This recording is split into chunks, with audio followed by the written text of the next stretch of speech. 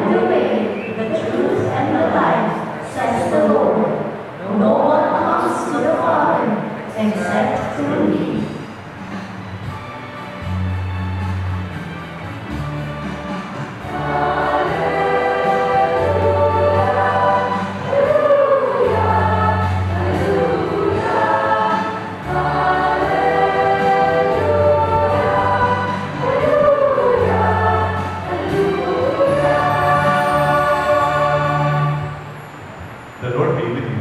And with your spirit. A reading from the Holy Gospel according to St. Luke. Glory to you, O Lord. Jesus passed through towns and villages, teaching as he went and making his way to Jerusalem. Someone asked him, Lord, will only a few people be saved? Jesus answered them, strive to enter through the narrow gate. For many, I tell you, will attempt to enter, but will not be strong enough. After the master of the house have arisen and locked the door, then you will stand outside knocking and say, Lord, open the door for us. And he will say to you in reply, I do not know where you are from. And you will say, we ate and drank with you in your company, and you taught us in our streets. Then he will say to you, I do not know where you are from. Depart from me, you evildoers. And there will be wailing and grinding of teeth when you see Abraham, Isaac, and Jacob, and all the prophets in the kingdom of God, and you yourselves cast out. The people will come from the east and the west, and from the north and the south, and will recline at table in the kingdom of God.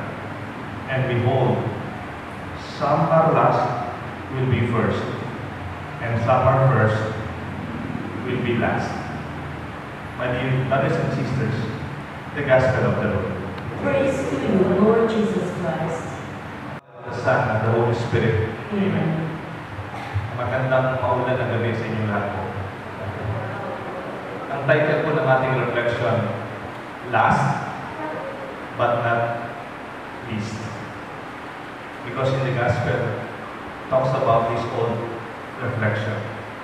Gusto ko lang po mag-umpisa dun sa mga nabalita nyo siguro isang aeroplano ng Emirates sa Dubai.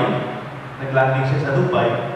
Kaya lang, pagka-landing niya, nasusunod na po yung airplane. At nung nasusunod, meron pong nakakuha ng picture, may nakakuha ng video sa loob. Nung pinapalabas yung mga pasahero sa loob ng aeroplano, siyempre yung sa aeroplano may business class, may first class, at may economy. Alam niyo po dun sa video, pinakita yung mga tao, kinukuha pa yung mga gamit nila sa overhead compartments. Siguro yung mga dokumento nila, yung pera nila, yung mga bag nila, personal na gamit, they are still reaching out. Pero magagaling po yung mga stewardess, tsaka yung mga steward ng Emirates without promoting their life. Of course, alam niyo po, may ginawa nila, tinutulak nila yung mga pasahero. Sir, let go of your bags. Ma'am, just go, move on. At yung kanilang paglabas, hindi po yung comfortable na outlet. Yung po mag-slide lang sila. Wala ng first class, wala ng business class, wala ng economy. Basta tinutulak na lang po sila. Yung iba nagagalit pa sa mga stewardess. Mabuti na lang yung crew ng aeroplano aeroplano, ano po sila, very focused. Talagang kahit na sir, tinutulak pa rin sila, pinapalabas.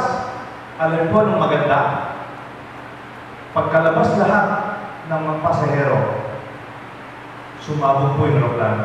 Nakita niyo yung picture kanina. Nasunog ang aeroplano. Alam niyo po anong good news? Lahat ng mga pasahero, pati yung mga crew, they were safe. Pero pinakalas na lumabas, yung mga piloto, at saka yung crew, at saka yung stewardess. This is what we say about last but not least. Di ba narinig natin ito, bata tayo, sa roll call, and last but not the least, but more than our family name being last, pag Z-O-W, kapilito mo. Pero mas mahalaga po when you make the choice to be last, because that is your service, that is your calling. It is not a privilege, but it is a choice. The Lord tells us many would not be able to enter the narrow gate. That narrow gate, kung nakakita mo kayong narrow gate, hindi ka pwedeng maraming karga. Hindi ka pwedeng maraming bitbit. Hindi ka pwedeng maraming material na dala-dala. Because you have to let them go for you to enter the narrow gate. Di ba kung minsan marami tayong bitbit, materially, physically, even sa kalooban natin. For us to enter that narrow gate, you have to let go. Kamukha sa aeroplano, for them to be safe, through that narrow door, pag-slide kayo, you have to give yourself. Kalimutan mo na muna yung bag mo. Kalimutan mo na muna ng first class ka na dapat mauna ka. You don't have to think that you are privileged or you are entitled. You will only be safe if you are willing to let go of that narrow gate. This gospel is quite close to that expression of Jesus. It is better for a camel to enter the needle's eye more than a rich man entering heaven. Parang medyo nakakatas po ng kila yun. Paano makakapasok yung camel sa needle's eye? Yung mayaman, hindi siya makakapasok sa pinto ng langit. Alam mo po yung needle's eye, it's a parlance during those times na parang it is an expression. The needle eye is the small gate by the side gate of the walled city, Jerusalem. Nagpunta na po sa Intramuros. Di ba sa Intramuros mayroong main gate? That is the main gate of when pumapasok po yung mga bisitang pandangal, ang hare, at ibang mga dignitaries. In the daily life, they pass through the side gate. Pag nasa malayo ka, nakikita mo yung side gate, parang eye of the needle. Pag nasabi, it is easier for the camel to enter the needle's eye, yung narrow gate, more than a rich man. Kasi yung camel, para makapasok doon, at pinapasok doon, they kneel down. They bow down. And they let go of the many luggages they have in their back for them to enter that narrow gate. It is easier for the camel to enter that gate more than a rich man who cannot bow down, who cannot be humble enough and let go of the wealth that they have. Your value as a person is far more than your material things. Ang pagpapahalaga sa iyo ng Diyos ay mas mahalaga kaysa sa mga bagay na inisip mo material na nasa sa iyo. Ganyan din ang tunay na magkakaibigan. Ganyan din ang tunay na pamilya. And it is in this celebration that we pray that the last and not actually the least, because they are willing to allow people to go on and they can let go of themselves and their ego. Kaya po yung second reading, maganda po yung second reading natin from Hebrews. Alam po natin itong mga Pilipino, lalo yung matatandang kapampangan. Sabi nila, you have to endure the trials of discipline. Ngayon po, ayaw ng mga estudyante yung word na discipline. In fact, matagal po ako sa school. Sabi ng mga nasa school, nung nag-aaral ako sa management, sa education, sabi na, do not use the word discipline. Sabi mo na sa mga bata, cooperate. Pero the Bible use the word discipline. Di ba po yung matatanda, we were disciplined? Ako po, nung bata kami, puro kami lalaki. Pag tumawag yung tatay ko, psst! 1, 2. Pag 3, wala ka sa harap niya. Kailangan ibibitawan yung ginagawa mo, naglalaro ka, nanonood ka ng TV, pag tinawag ka ng tatay, we are there. We were disciplined. We were all boys. But sabi dito, when you are disciplined, it's not because your parents do not love you. Actually, on the contrary, it is the way God trains His sons and daughters. For a son to whatever does not discipline. Sino ba sa inyo yung tatay na hindi dinisiplina ang kanyang anak? Siguro yung tatay na yun, hindi niya talaga mahal ang anak niya. O sabi nga, bakit hindi niya talaga anak? Because the real father and the real mother would say to the son and to the daughter, you have to learn the way I went through.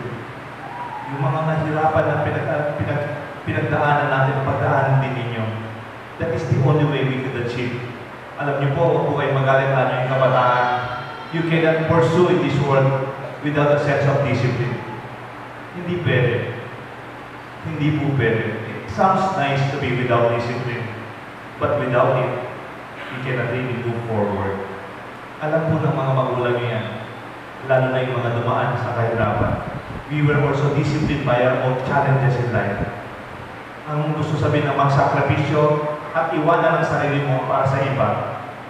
I hope you don't mind kung kukwento ko po yung tatay ko. Yung tatay ko po panganay. At alam niyo po, dahil panganay yung tatay ko, maaga pong namatay yung lolo ko, 44, na-stroke yung lolo ko.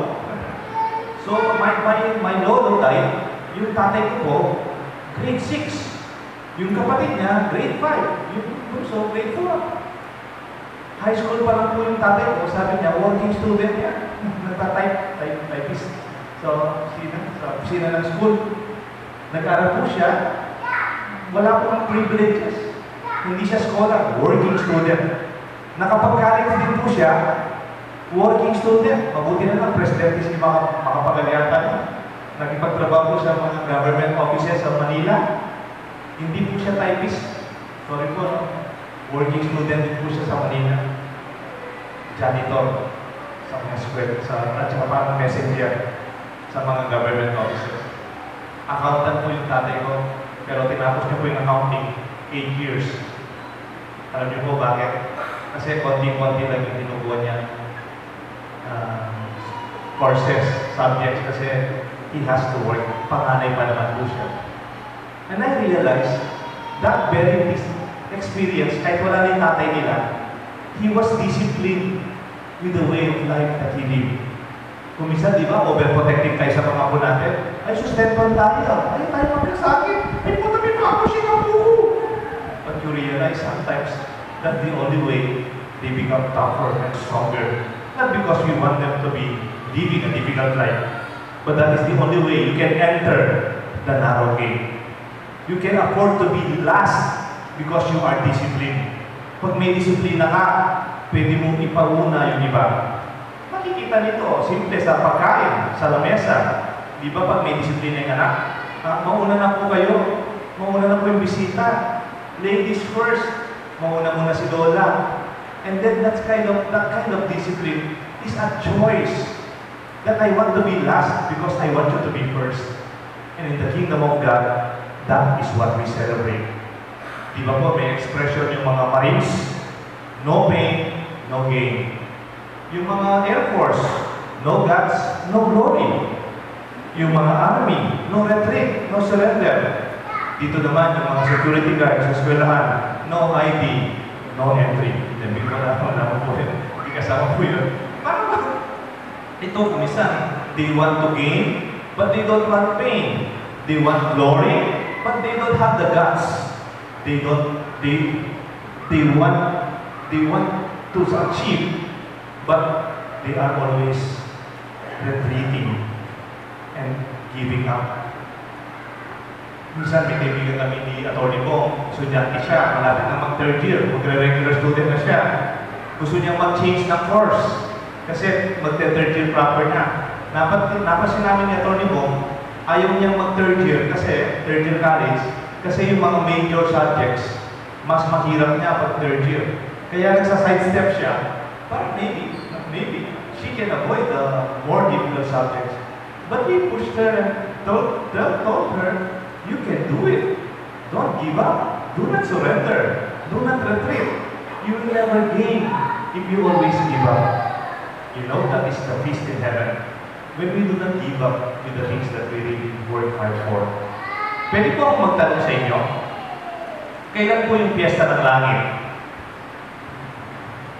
May piyesta yung St. Jude, October 28. May piyesta yung San Agustin, August. Tandaan niyo po yan, magkikain tayo dyan.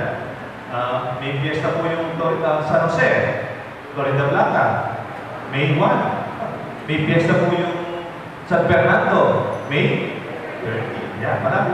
Name the saint, we have the fiesta. I ask you, kailan yung fiesta ng langit? December 25, birthday ni Jesus yun. Every day. Sabi sa gospel, when something is lost, like the lost coin, and that lost coin was found by the woman looking for the coin, the joy of the woman who found the coin will be the same joy at the feast in heaven when somebody is lost and he is found. Do you remember the same story of the 100 sheep? Tapos nawala yung isa, and then the shepherd looked for the lost sheep. And then when it is found, the joy of the shepherd finding his lost sheep is the same feast in heaven when somebody is lost and left behind, and it is found, and he is found. Do you remember the story of the prodigal son? The prodigal son left, and the joy of heaven was when that son came back to his father. My dear friends, those who are lost are the least and the last in our community. We celebrate this Mass because it is in this way that we could make heaven celebrate the feast of the joy of our kingdom. And this is our celebration. Di ba po, huwag po kayong magalit to. I just want to continue with the logic of the gospel and our homily. Kaya po kayo na naalala mo, pag may namatay o may pinatay na adik, kung may nakita kayong nabarel at binarel, na suspected drug addict. Suspected, of course, suspected because wala namang procedure na din to prove that talagang pusher sila addict.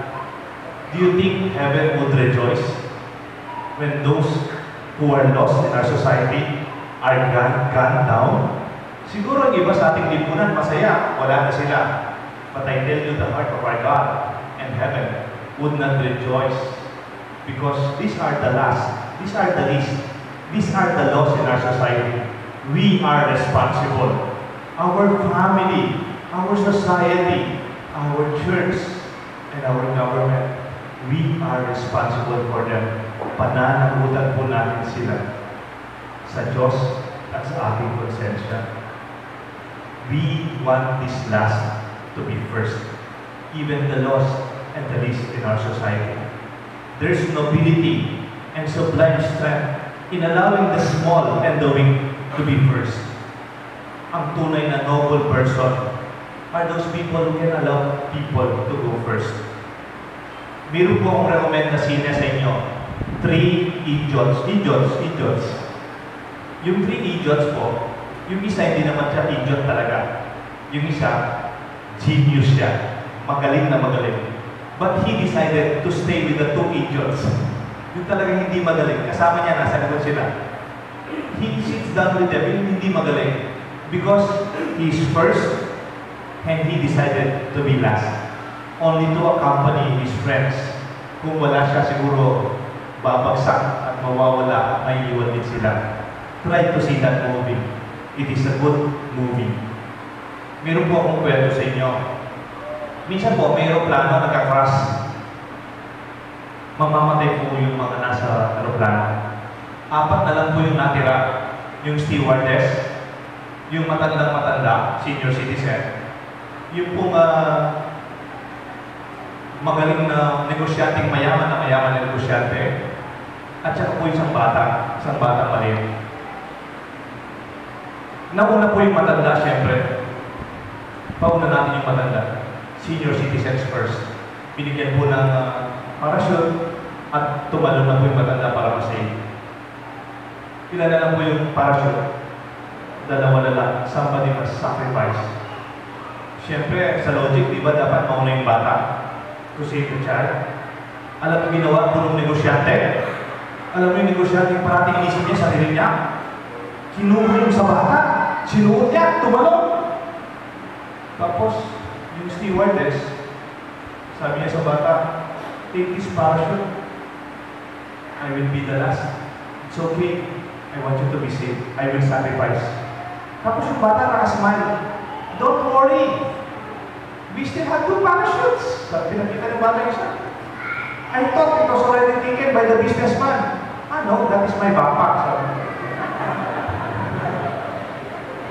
The first will be last. And the last will be first. So, dahil inuna niya yung sarili niya, wala na po siya ngayon. My dear friends, kaya tumatawa tayo para sinabi natin mabuting nasa Kanya. Because we always sympathize with people who are willing to be the last. Because that is our Christian tradition. Gusto ko lang po magtapos dito sa isang narinig ko. Nung nag-attend ako ng seminar sa DSWD, bago pari pa po ako noon, siya, nakikinig po. I'm sure hindi original sa kanya because I read this in some articles already. Pero sabi po ng DSWD Secretary, the level of a civilization, of a society, depends on how it cares for the least, the last, and the lost. Makikita mo na may civilization tayo, that you are civilized. Not because matas yung pinag-aralan mo, maganda yung sasakyan mo at malaking bahay, o maganda yung suot mo.